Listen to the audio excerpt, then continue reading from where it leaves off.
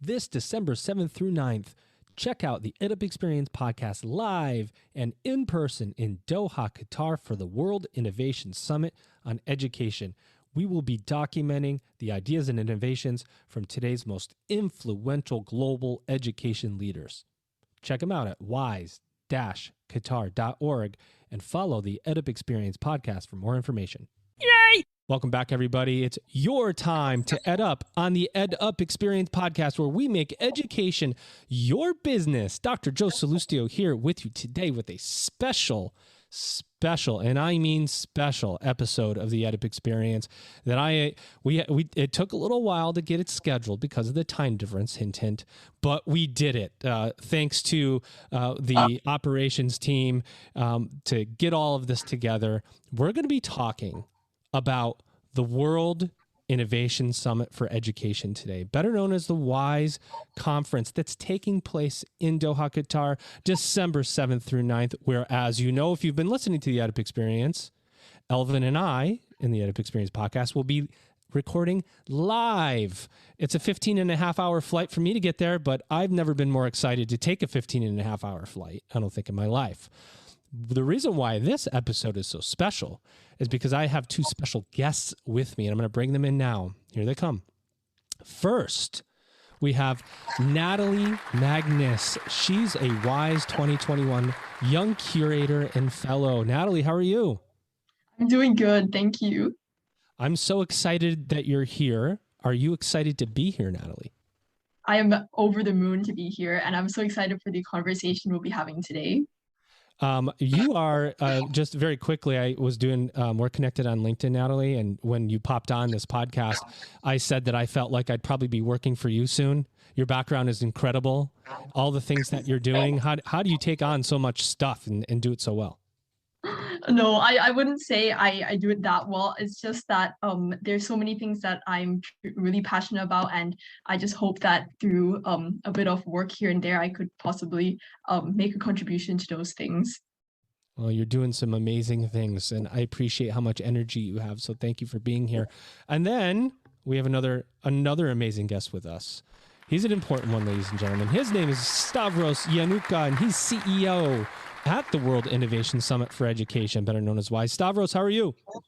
I'm great, Joe. Great to be with you. Great to be on the podcast with Natalie. Well, we're honored to have you here. We know it's nighttime for you, so we appreciate you doing the extra work into the evening to come on the podcast. We're excited to turn this around quickly, Stavros, this interview with you and with Natalie, so that people can hear this before the conference comes up to know what's happening. So I hope that you could set the foundation for us, Stavros. Talk about the WISE conference. Talk about why it's so important to the region. Well, WISE is now 12 years old. We were established in 2009 by Her Highness Sheikh Hamza bin Nasser, the chairperson of Qatar Foundation. We're an integral part of this great organization called Qatar Foundation. And we were brought about essentially to ensure that the conversation on education was and is truly a global conversation. And that we approach education challenges together. And WISE as a forum, as a platform for debate and discussion on innovation in education, I believe we were the first of our kind to have a truly global footprint. And what's special, I think, about this year and why I'm excited that Natalie is with us on this podcast is we wanted to go above and beyond in our effort to give young people a voice in these important discussions and debates around education. And hence the theme of the summit is Generation Unmute. That's a little play on the fact that we've all been sitting behind screens for the better part of 18 months. And if you told me, a couple of years ago that I'd be using the word mute and unmute on a regular basis, I would have, laughed. I think it's critical as we come out of this, this interregnum, this disruption that the pandemic has wrought on education, that we really hear from the people that have been impacted the most, and that's the young people. And that's certainly what we will be trying to do over the 3 days in Doha, 7, 8, 9 December, and really happy that you guys at EdUp are going to be there and recording and broadcasting live from Doha. Yeah, we're over the moon excited, and it's interesting that you talk about that play on generation unmute, and the play of coronavirus, and the fact that we've all been behind screens. In particular, as adults, we can get on Zooms and we can be at work and we can talk to each other.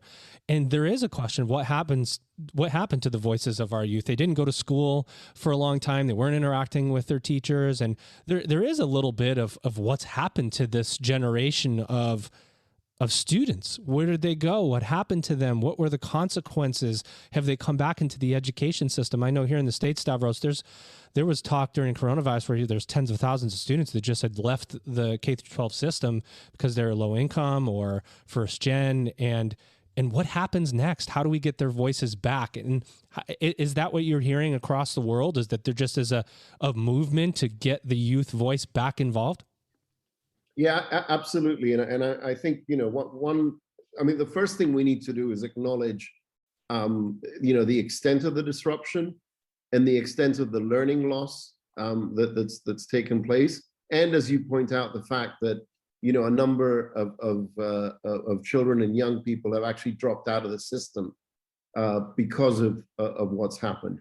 But I think once we take stock, and there are folks doing that as we speak, of what's happened, it's really important now to turn our attention to what comes next. How do we fix what has gone wrong, and then think about how we might want to do things differently. And again, I personally feel it's critical that it's not just us gray-haired folk that you're just talking about me and you, right, Stavros? Well, yeah, at the moment, yeah. Pontificating about what we should do, but we should actually talk to people like Natalie and get their perspective about what needs to happen going forward. It's like you just teed me up to bring Natalie in, and I appreciate that. Natalie, I had to mute you because it sounded like there was just a little bit of background noise, so come off mute and talk about what your experiences have been like over the last bit of disruption as you've been in school, in the K through 12 system, or in the elementary ed system, in higher education. What has it been like for you, and how has that disruption affected you and your family? Yeah, definitely. It's had a ginormous impact on both my educational experience and also my personal life, but specifically at school. I was actually in my final year of high school when the pandemic hit. And so it had a really big impact in the way, obviously, our examinations were done and how lessons were going to be done as well. I think it definitely was very difficult at the beginning for myself and my peers to have that shift, especially when it was a really critical part just coming up to our final exams. And so having that support there from our teachers and the school was really important, because I was really lucky to have be like affluent enough to have access to edtech and access to a reliable internet connection and all of that. But I know how that's not the case for so many people around the world. And so I know there's been, although it's affected me a lot, I know it's had much more detrimental impacts on other people across the globe in like less developed countries. So definitely, I think now it's the most important time for us to rebuild back stronger, because as a lot of countries are recovering from the effects of the pandemic, I think this is the perfect time for us to take a step back and look at our past education successes and failures and think about how we can reimagine it better for all students around the world. Amazing. Amazing. Now, let's see, they say that my sound recorder says it better than I do. Why do you care so much, Natalie? Why do you care so much? Why do you feel a responsibility and passion to make a difference with your voice and your platform?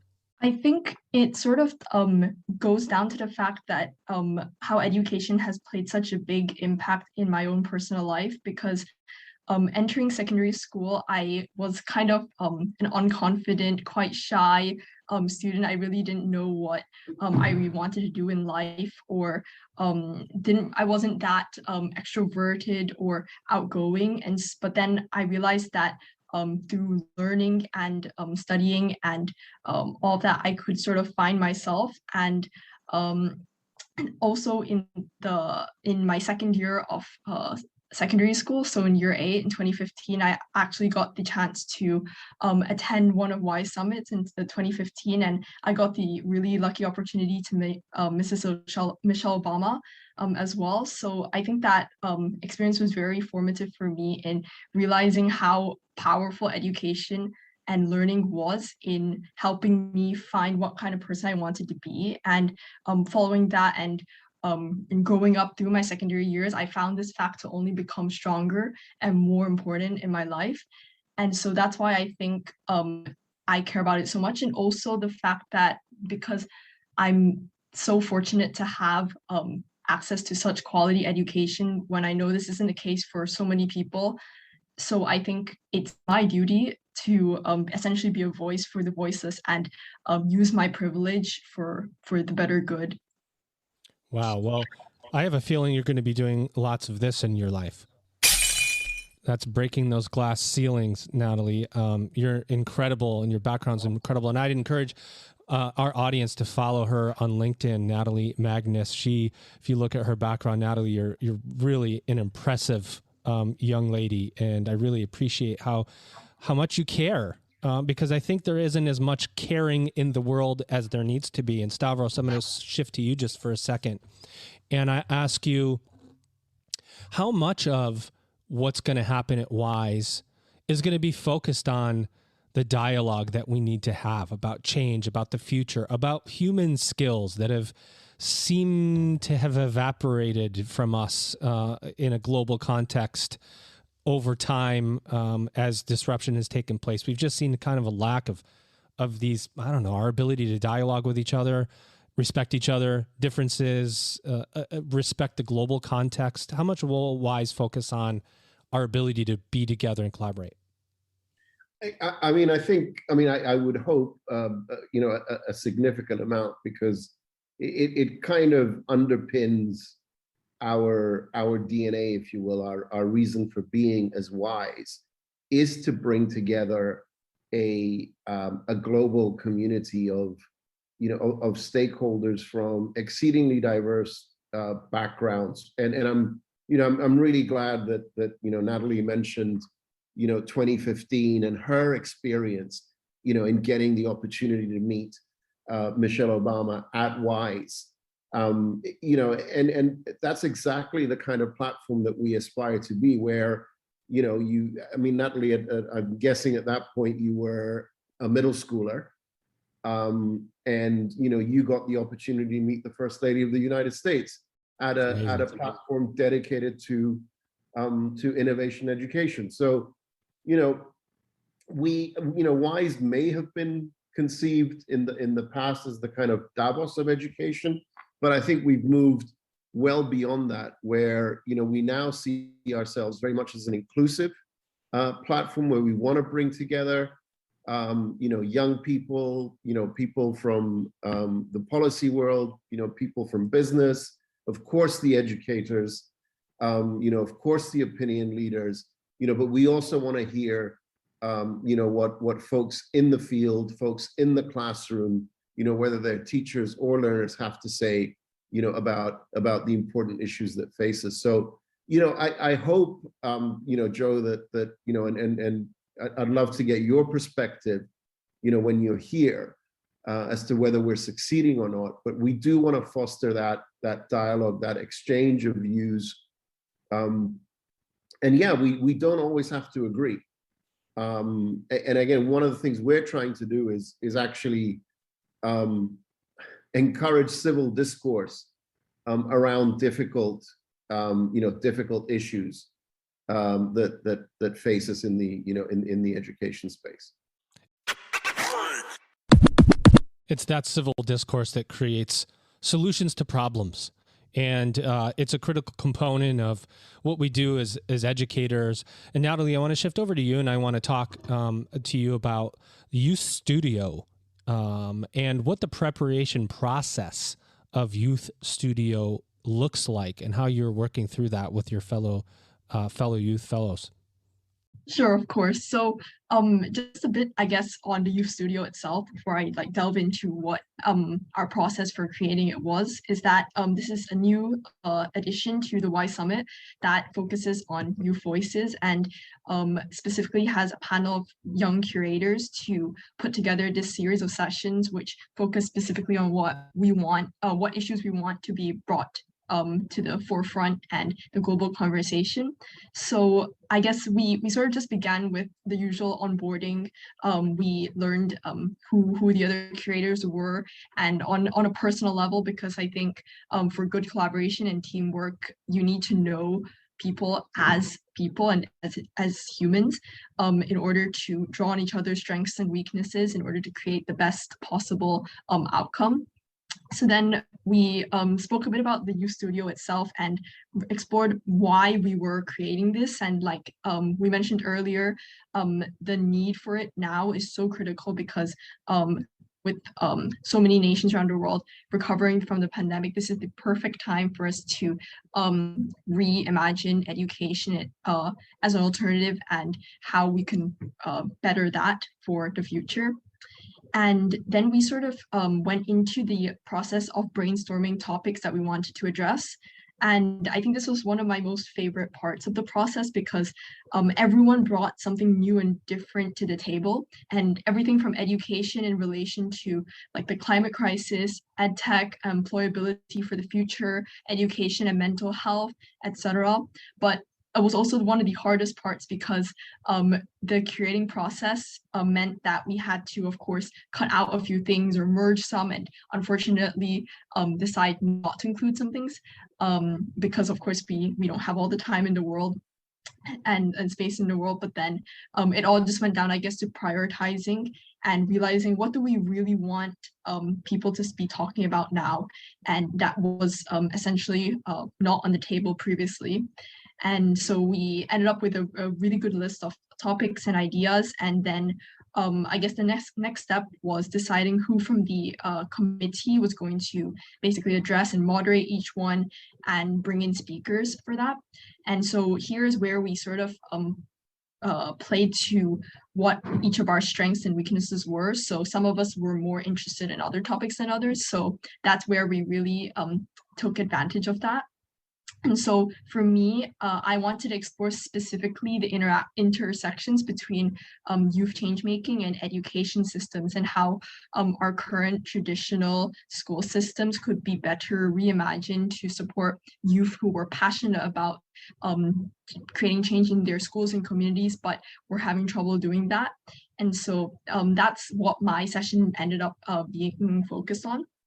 And so I guess the next part, which we're currently working on, is just putting together editorial briefs and meeting up with speakers online to ensure that they know what to prepare. And I guess the last step is just presenting the sessions at the event itself. So not hard is what you're saying. It wasn't hard preparation. That's super easy. Oh, that took like one day, right? I would say maybe 4 or 5 months. Okay. Well, so talk about your session again. What session are you moderating? My session is going to be on how our current education systems can be reimagined to support youth change makers better. This is an important topic, and I want to just talk to you just briefly about this before I move it back to Stavros and ask him a couple more questions. But youth change makers or people, social entrepreneurs, youth who are interested in social impact. This is more of, I'm not going to say a newer movement for youth, but when I was when I was a youth, Natalie, which was a long time ago, almost as long as Stavros, I didn't really care that much about any of that stuff. It wasn't really discussed. Climate and care for the earth or care for the environment. It just wasn't something I thought about. I thought about playing football with my friends. That was the only thing I seemed to care about. There's a new movement among the youth to really care. Why do you think that is? Why do you think that the youth are more prepared to be interested in caring for our way of life? I think a really big part of this, of course, there are many factors that play into why all of a sudden we're seeing such strong potential coming from the youth in playing a part in solving our biggest issues. But I think one is definitely the role of technology and social media, because these tools essentially made change making accessible and doable for so many people around the world, no matter their socioeconomic background or race or gender. Everyone has a space online that they can use.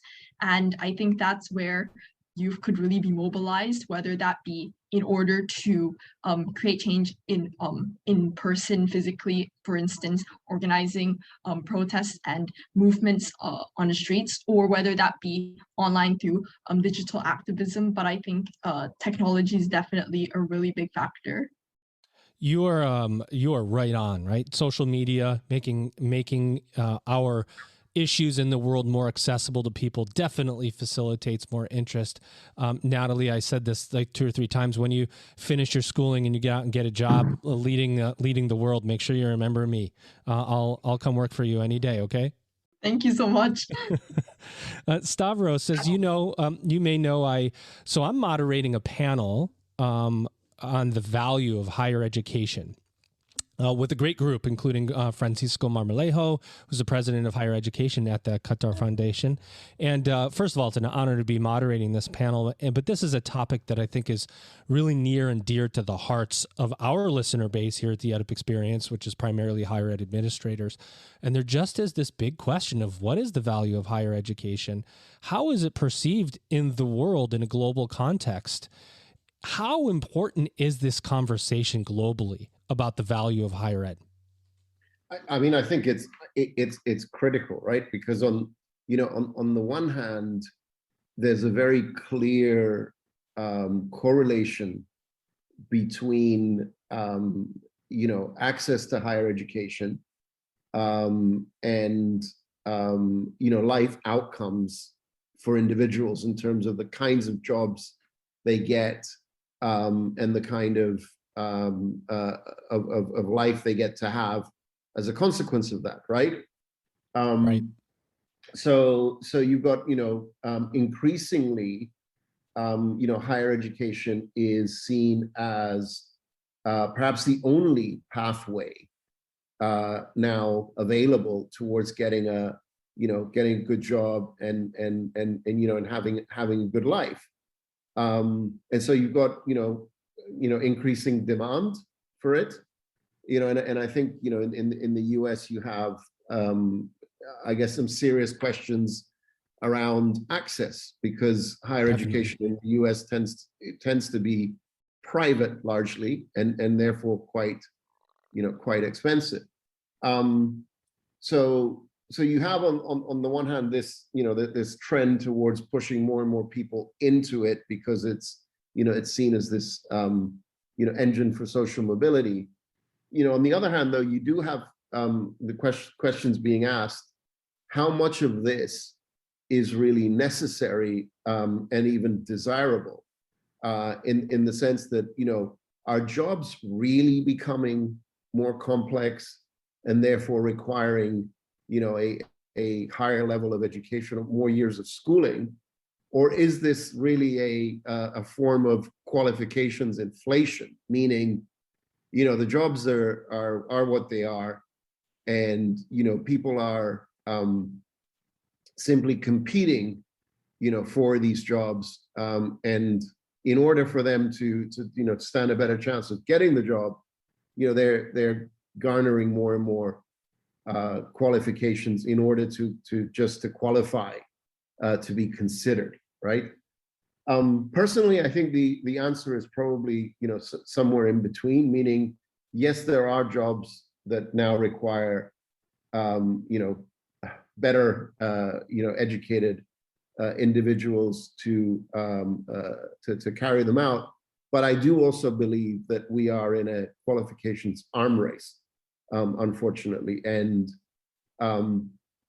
the fact that folks that don't get to access higher education are missing out, on significant economic opportunities, it's something that should concern us all.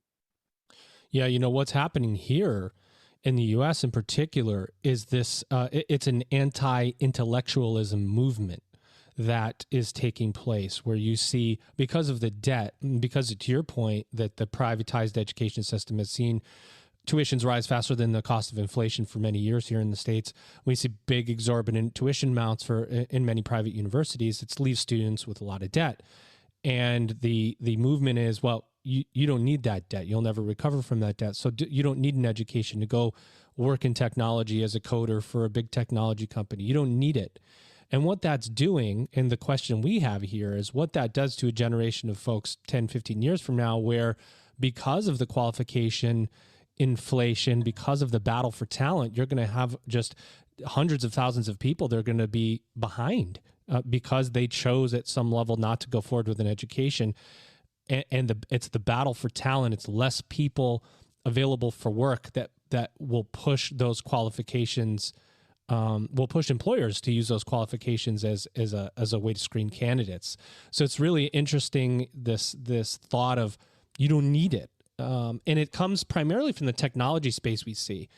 But the question is then how do you learn the human skills, Stavros? Because education, we know, one of the things that will separate us from the machines when the machines take over so many of our jobs is our ability to be human, right? Absolutely. And look, don't get me wrong. I'm a big fan of education. But I think, in my mind, I increasingly draw a distinction between education and schooling. That's good. Talk about that. Yeah. So education has to do with the capacity and the desire to learn, and with embracing certain mindsets and values that have to do with how we learn, and then what we do with that knowledge, and how we keep ourselves up to date, if that's the right term. Schooling, on the other hand, has to do with essentially what we talked about earlier, which is I go through a system, and I get a piece of paper that says that I've done X number of courses and scored X number of credits. The learning and education should and can take place at any time and any place. Yep. And I think it's incumbent on us to as a system to figure out how we can make that kind of learning more accessible, how we can recognize the acquisition of, as you put it, life skills, without necessarily having them be linked to attending an institution, a college, or a university. I love it. And in a sense, to make that a more equitable and accessible way to path, to yeah. gain these skills. Not tying it to a system, right? How do you unsystematize things and still get? That's why we started the EdUp Experience podcast, and our mission here is to facilitate a lifelong learning mindset, no matter the path you choose, because there are many ways to learn, and systematizing it is one way, right? Going through degrees and credits is one way to learn. It's not the only way to learn. And how do you take, to your point, Stavros, schooling, which is a system, and break it down in a way that's innovative to facilitate learning at greater levels. I think that's what you're saying is how do you do both, but in an easier way that it's not tied to one path. Yeah, and also not tied necessarily to a particular period of one's life, right? Right. And I think this, and again, I don't want to be misunderstood. I mean, I think K to 12 is critical. There, there's a socialization that happens when to young children that I think is very important. But I think once you get to once you get beyond K to 12, I don't think we need to be so rigid to say, hey, it's got to be either 2 years, or 4 years, and that's it, right? There's no other way for you to gain the additional skills and knowledge that you need to secure employment, or for that matter, just to improve yourself and your mind, right? Yep. And it's interesting too, because as a society, we're seeing more just people who are more transient now, especially with coronavirus. They're in, they're out, they're working, they're moving. How do you tailor education to meet students where they are for the time period that they need it? This is what we're struggling with, Stavros, and with higher education here in the States for sure, is how we break down those systems to offer higher education through a longer period of time, a lifetime, and how to accomplish that, which is why I'm so excited to attend WISE, because I just think the ideas that are going to come from this conference are just incredible. So I want to ask you both, and Natalie, I'm going to start with you. Why should people who are thinking about attending WISE, either in person or online, why should they do it? What do you think that they're going to learn? I think the power of attending a WISE summit is it ultimately goes so much more beyond just the 2-3 days that they attend, because the lessons they learn from it, the key ideas they take away with it, and then they can use and implement in their lives and their careers is so profound. For instance, like I mentioned earlier about just attending that one summit when I was 12 years old made such an impact in my life and completely took me down a path I probably wouldn't have otherwise considered going down. And so I think that's why like not just the practical side and the skills and knowledge and ideas that someone would gain from attending is important, but also the things which are less tangible and less practical, but then equally as important in giving that person what they need in order to create better change for education for the future, I think.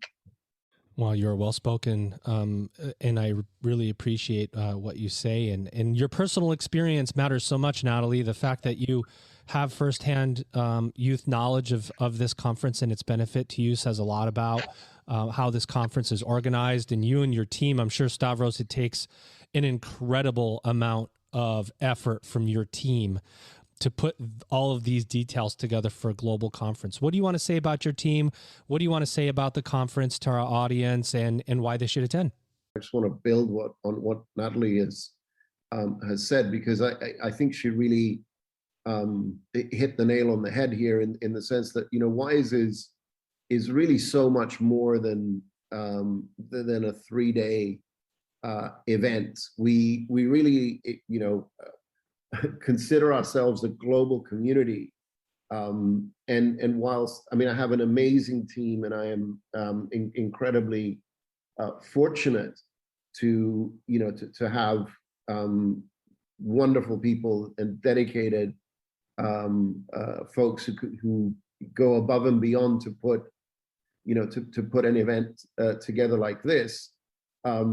We also leverage the passion and enthusiasm of folks like Natalie, who are part of our broader community. And we don't use that term lightly, because we have a community, whether it's folks who have attended previous events, as was the case with Natalie, or have been part of our youth leadership programs that have been running since 2010, the Learner's Voice program, more recently, the WISE Emerging Leaders program, or folks who have won innovation awards, over 70 projects over the years have been recognized with a WISE award. Startups that have taken part in our Education Technology Accelerator program, all these folks are part of the WISE community. So, whereas the core team, might be 20 or 25 strong, we have literally hundreds of people that we can draw on through the WISE community, and they all contribute, to the success of not just any given event, but the entire WISE movement. And so my big pitch, for anyone considering joining is, you're not just coming to an event. You will have the opportunity, literally, to join a community, a movement, a network that will stay with you for as long as you want it to, and you can be a part of it well beyond the 3 days of the summit. Yeah, I want to. That is incredible, and that's why I'm so excited to come, because I think, for the audience that's thinking about, this is no joke, guys. This conference, if you look, go to wise-qatar.org, you can see the lineup of speakers. You can see there's over 300 speakers, 200 sessions. There's an online option, an in-person option. There's the youth studio. You're going to hear from higher education personnel from across the globe, K through 12 educators, the youth. There is nothing that I have seen that is putting together the entire pipeline of education in a speaker and session. I don't know, session plan like you guys have done. It's absolutely incredible. There are online options, and then, of course, the in-person option. Get on a plane, come to Qatar. You will not be sorry if you've seen pictures of Doha. You can look them up online and understand what that's going to look like. And this is an experience that will be, hopefully, with all of us for a lifetime. It's already followed Natalie around for many years, and look at the impact that she has felt. And I want to thank you, Natalie, for coming on first. I really appreciate your insights, and I know our audience will as well. And wow, what an incredible human being you are. Thank you so much for the invitation to be a part of this. It's been such a great honor, and I've really enjoyed the conversation we had. And thank you. And then to you, Stavros, of course, thank you for putting this on, for being the messenger to our audience here to talk about the conference. We have been promoting it heavily because we believe so passionately about what this can do for ideas and innovations in our neck of the woods and higher education. And we thank you for leading the charge, my friend. It's a real pleasure. I'm really looking forward to seeing you and the EdUp team in Doha, and of course, Natalie, to welcome you back to WISE. And it's you're as much a part of it now as I am. And there you have it, guys. Another amazing episode of the EdUp Experience today with your guests, Natalie Magnus. She's WISE 2021 Fellow and Young Curator, and Stavros Yiannouka. I got to get it right, Stavros, because this isn't going to be the first time you're on an EdUp mic. He's CEO at the World Innovation Summit for Education, better known as WISE. Thank you both for joining today. Ladies and gentlemen, you've just EdUp'd.